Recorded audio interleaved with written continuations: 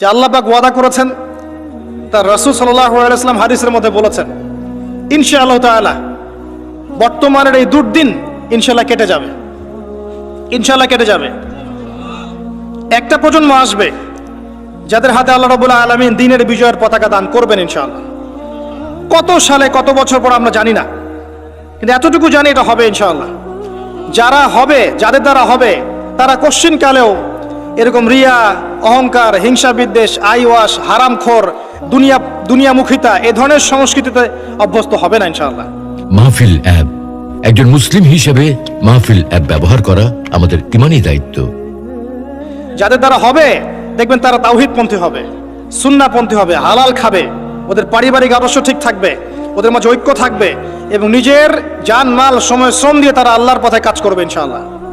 দেখে নিয়েন তাদের দ্বারা ইসলামের বিজয় হবে ইনশাআল্লাহ। মাঝখান থেকে কি হলো?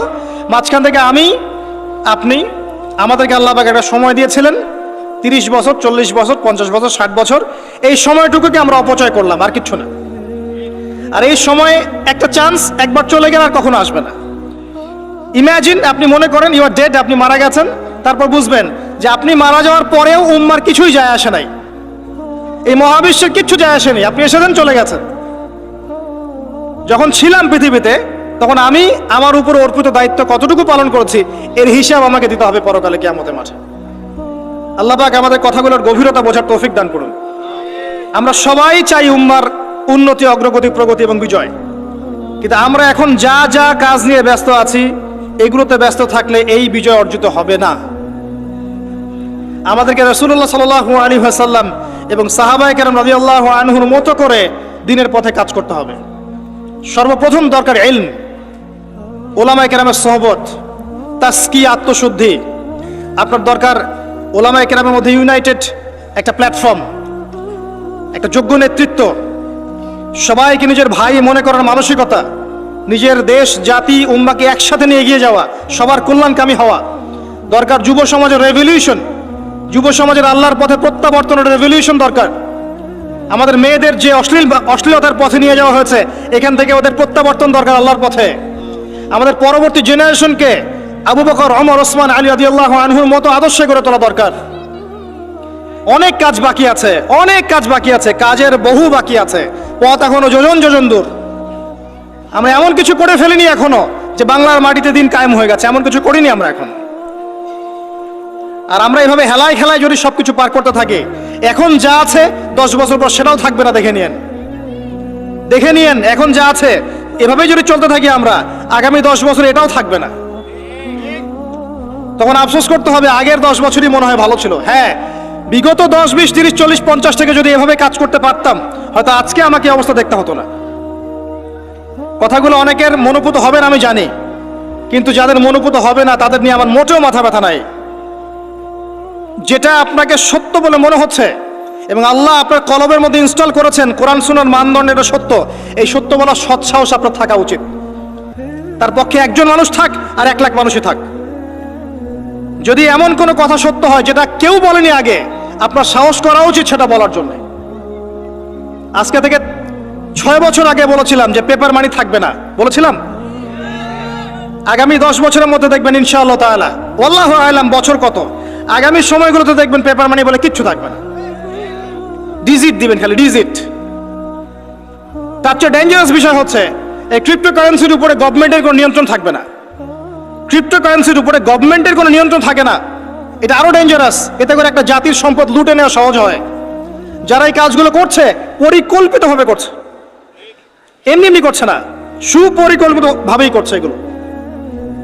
অতএব যেটা বর্তমান, সেই বর্তমান সম্পর্কে যদি আপনি সচেতন না হন, আপনার কাছে মনে হবে যেটা ভবিষ্যৎ বক্তা মনে হয়, অথচ এটা ভবিষ্যৎ ছিল না, এটা বর্তমানই ছিল। আপনি বর্তমান সম্পর্কে গাফেল ছিলেন বলেই বুঝতে পারেন নাই। আর এখনো যেটা বললাম এটা বর্তমান, এটা ভবিষ্যৎ নয়। বর্তমান সম্পর্কে গাফেল থাকলে আপনি বুঝতে পারবেন না।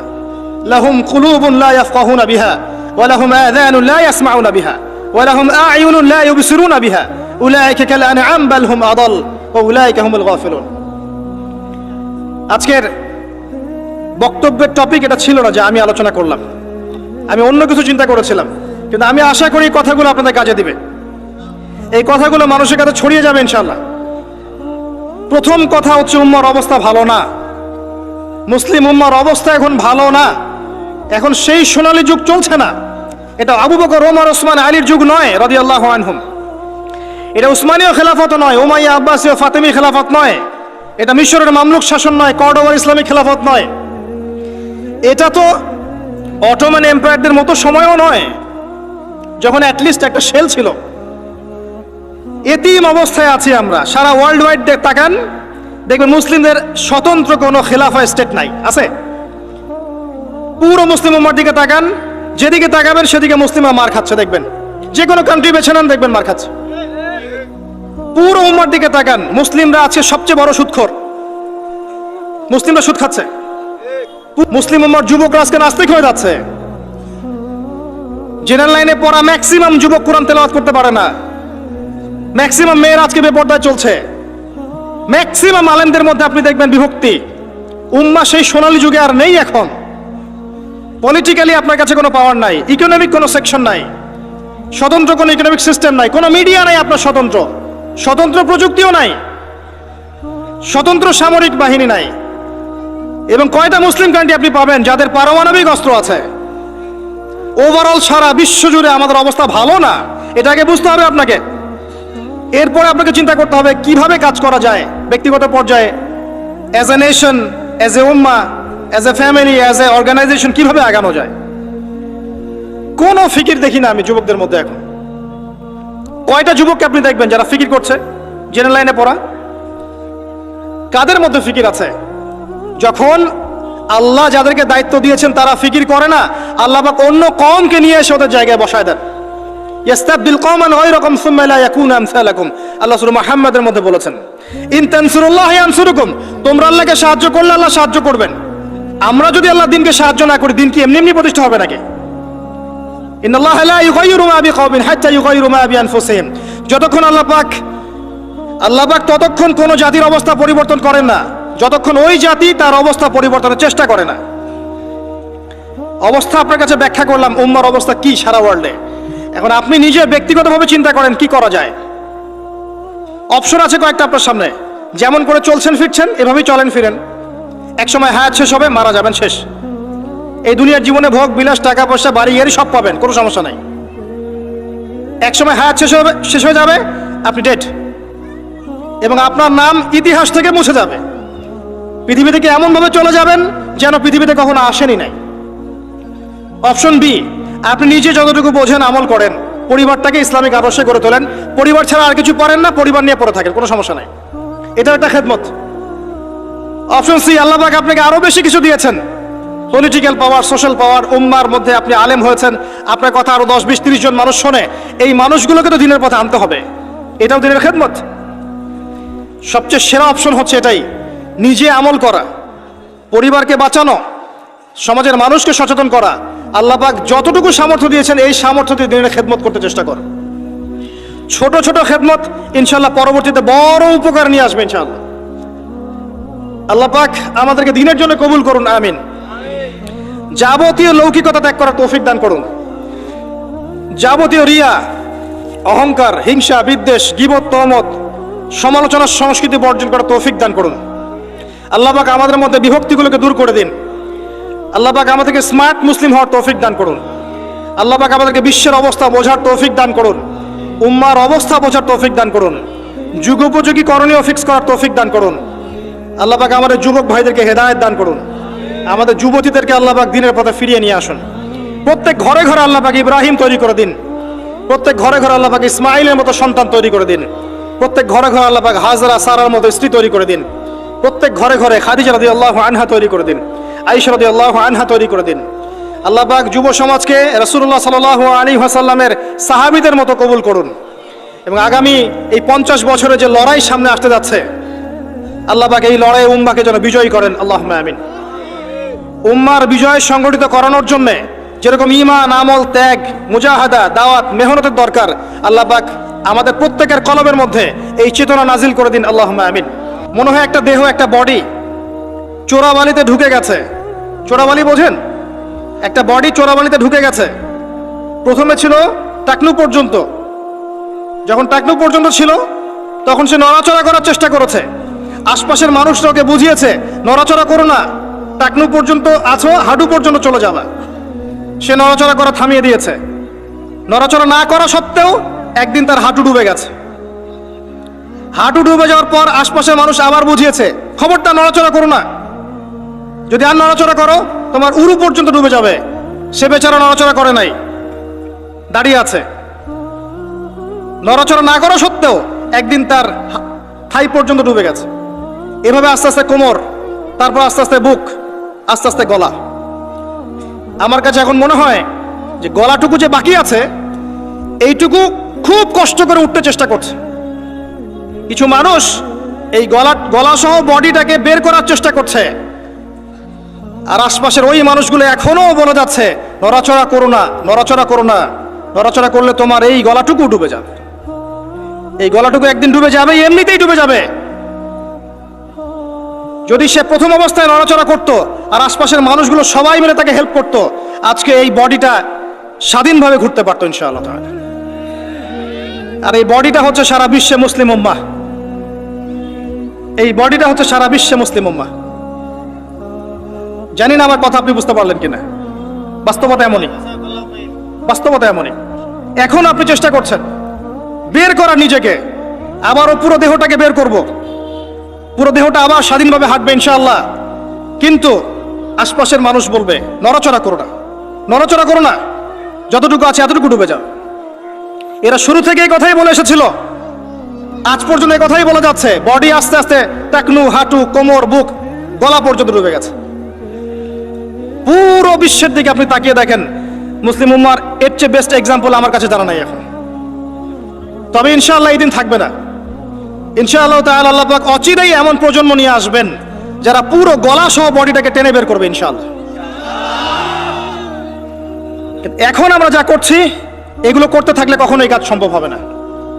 প্রথম যে কাজটা দরকার, প্রিয় ভাইরা, আমার কথায় মন খারাপ করবেন না, প্রথম যে কাজটা দরকার সেটা হচ্ছে তাওহীদ, আল্লাহ পাকের একত্ববাদ। এই তাওহীদের সাথে কোনো কিছুর শরীক করা যাবে না, টোটালি খালেস তাওহীদ লাগবে। এবং নবীর সুন্নাহ সাল্লাল্লাহু আলাইহি ওয়াসাল্লাম, তাওহীদ এবং সুন্নাহর সাথে কোনো আপোষ করা যাবে না। এরপর দরকার আপনার আদর্শ পরিবার এবং হালাল রিজিক। এরপর দরকার আপনার উম্মার মধ্যে ঐক্য এবং ওলামায়ে কেরামের কাছে গিয়ে দ্বারস্থ হয়ে তাদেরকে রিকোয়েস্ট করা যে আপনারা ঐক্যবদ্ধ হন আল্লাহর ওয়াস্তে। আর কবে ঐক্যবদ্ধ হবেন, কবে ঐক্যবদ্ধ হবেন? আপনাদের দিকে সবাই তাকিয়ে আছে, কেউ আমার দিকে তাকিয়ে নাই, আপনার দিকে তাকিয়ে নাই। উম্মাহ তাকিয়ে থাকে ওলামায়ে কেরামের দিকে যে আপনারা ঐক্যবদ্ধ হবেন এবং সবাইকে নেতৃত্ব দিবেন। জনগণ, আমাদের মতো আম জনগণ কখনো নেতৃত্ব দেওয়ার যোগ্যতা অর্জন করতে পারে না। যাদের যোগ্যতা আছে তাদেরকেই ঐক্যবদ্ধ হতে হয় এবং এগিয়ে নিতে হয় উম্মাহকে। এখানে ঐক্যের দরকার আছে, এই জায়গায় কাজ করা দরকার, লিবারাল প্ল্যাটফর্ম দরকার। সারা জীবন যদি একজন আরেকজনের বিরুদ্ধে একটার পর একটা সিরিয়াল পর্ব করতেই থাকে, কোনো দিনও উম্মার মাঝে ঐক্য হবে না। আপনি অনলাইনে ঢুকলেই দেখবেন একজন আরেকজনের এগেনস্টে, আরেকজনের এগেনস্টে। এ দুটা কথা বলে তাকেও দুটা কথা বলতে হবে, আর সে দুটা বলে তাকে চারটা বলতে হবে। একজন একটা বই লিখেছে, এই বইটাকে নিয়ে আর 10টা পর্ব করে তাকে ডমিনেট করতে হবে। আরেকজন আরেকটা বই লিখেছে, ওটাকে ডমিনেট করে একটা 10টা পর্ব করতে হবে। চলছে এগুলো কন্টিনিউয়াস। কবে এগুলো থেকে বের হতে পারবো আমরা? আর এই অভ্যন্তরীণ ট্রন্দলগুলো আদৌ কি কখনো শেষ হবে কিনা? আই ডোন্ট থিঙ্ক সো, আমার মনে হয় না। যদি নাই হয়, অ্যাটলিস্ট যারা লিবারাল চিন্তা করে তাদের তো উচিত ছিল ঐক্যবদ্ধ হওয়া। যারা ওই যে উলাইকা কাল আনআম, এদের কথা বাদ দেন, যাদের মধ্যে কলবুন সালিম আছে, ইলম আছে, বাসিরা আছে, নূর আছে, তাদের তো উচিত ছিল ঐক্যবদ্ধ হওয়া। কে নেতৃত্ব দিবে জাতিকে? ধর্মতাত্ত্বিক নেতৃত্ব কি পলিটিশিয়ান দিতে পারবে? ধর্মতাত্ত্বিক নেতৃত্ব কি পলিটিশিয়ানরা দিতে পারবে? তাদের কাছে তো ধর্ম নাই, বিকজ তাদের কনসেপ্ট ডিফারেন্ট। তাদের কনসেপ্ট হচ্ছে ধর্ম এবং পলিটিক্স আলাদা জিনিস। ধর্ম আপনি ঘরে পালন করবেন, মসজিদে পালন করবেন, এর কথা আপনি রাজনীতিতে বলতে আসবেন না। এতে কনসেপ্ট এমন। এই কনসেপ্ট বাদ দেন, যারা ধর্মকেন্দ্রিক চিন্তা করছেন তাদের ধর্মতাত্ত্বিক নেতৃত্ব কে দিবে? তারা দিবে না, আলেম ওলামা দিবেন। এখানে ঐক্যের দরকার আছে না? আহ্বান করতে পারবো সর্বোচ্চ যে আল্লাহর ওয়াস্তে আপনারা ঐক্যবদ্ধ হন একটা ইউনাইটেড মুসলিম উম্মাহ ফর্ম করেন। আগামী দিনের তরুণ প্রজন্ম এবং পরবর্তী জেনারেশন, আমাদের মা বোনরা, তরুণীরা সবাই তাকিয়ে আছে ওলামায়ে কেরামের দিকে, সবাই তাকিয়ে আছে। আমরা কনস্ট্রাকটিভ কাজের কথা বলছি। ইলম অর্জন আপনার কনস্ট্রাকটিভ কাজ, পড়াশোনা করতে হবে, ওলামায়ে কেরামের সোহবতে যেতে হবে, এটা একটা কনস্ট্রাকটিভ কাজ। যে যেখানে আছি সেখান থেকেই দিনের প্রচার প্রসার প্রতিষ্ঠার জন্য কাজ করতে হবে, এটা কনস্ট্রাকটিভ কাজ। দেশের সরকার, প্রশাসন, জনগণ, ওলামায়ে কেরাম সবাই মিলে একটা বডি, একটা উম্মাহ, একটা দেহ সবাই। এখানে কেউ কাউকে শত্রু মনে করা যাবে না। কয়েকটা শ্রেণী থাকে, জনগণ থাকে, ওলামায়ে কেরাম শ্রেণী থাকে, প্রশাসন থাকে, সরকার থাকে, সবাই মিলে একটা দেশ, একটা জাতি হয়। সবাই একে অপরের বন্ধু, কেউ কারো শত্রু নয়। এটা বোঝাতে পারা যাচ্ছে না। সবাই একটা দেহের মতো, একটা জায়গায় আঘাত পেলে অন্য জায়গায় আঘাতের ব্যথা অনুভব করতে হবে। কনস্ট্রাকটিভ কাজে আসেন, জাতিকে ঐক্যবদ্ধ করেন, বিভক্ত সৃষ্টি করেন না। একে অপরের সাথে গীবত, তহমত, হিংসা, বিদ্বেষ, কাদা ছড়াছড়ি, অহংকার, রিয়া এবং সমালোচনার সংস্কৃতি ত্যাগ করেন। আল্লাহর জমিনে আল্লাহর দিনটা প্রতিষ্ঠার চেষ্টা করেন। এই কথাগুলো আজ থেকে 10-20 বছর পরে গিয়ে আপনারা বুঝতে পারবেন ইনশাআল্লাহ। তো অপেক্ষা করতে থাকেন। সময় যেভাবে পরিবর্তন হচ্ছে, আজকে থেকে 10টা এবং 20টা বছর যেতে দেন, তারপর দেখবেন অবস্থা কেমন হয়। তবে আমরা এতটুকু বিশ্বাস করি,